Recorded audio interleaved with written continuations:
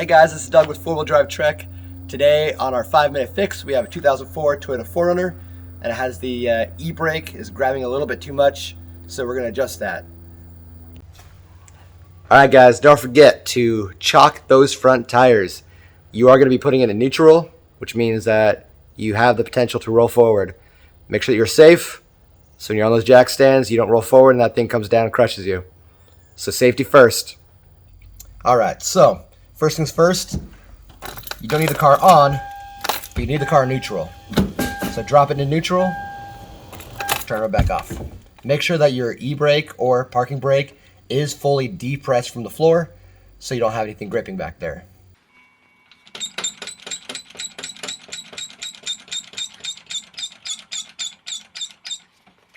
Alright, so you can see this side is not gripping.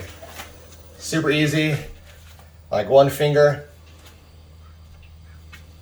Easy. Alright, now here's the dragging side. It is a lot more grippy. Can barely even move it. So that means this side is dragging, whereas the other side is not dragging at all. Let's pull this wheel off.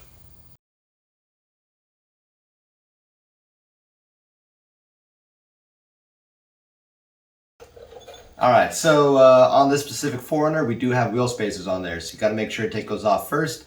It's going to uncover the holes that you need to access the little gear that's on the inside for the parking brake. So we're going to do that now.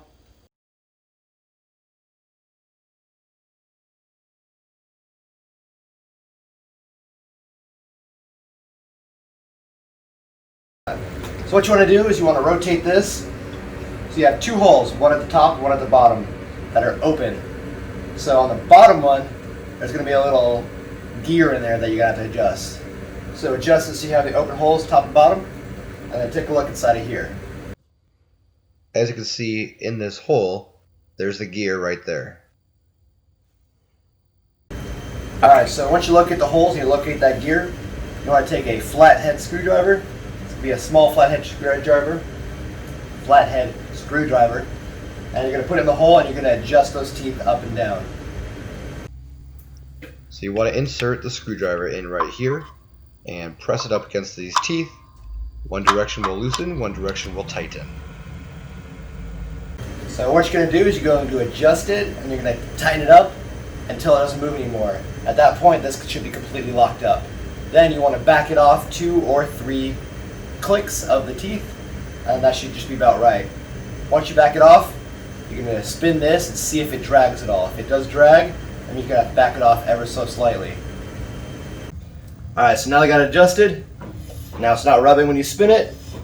Now I just got to put the wheel back on, do the other side, and we'll take it for a test drive. Alright, so now we got the wheel back on. Now we're going to see if it spins a little bit easier.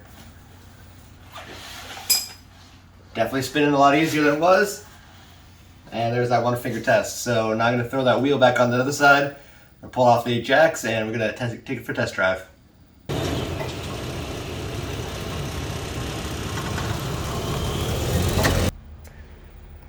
Alright guys, that's going to be it for our 5-minute fix today. That did fix the issue we had going on with the brakes. It is no longer dragging on that side. Nice, smooth running. So if you like what you see, like, subscribe, and share. And subscribe for more of the Adventure Time vehicles you're going to be seeing this guy in. So, yep, see you next time.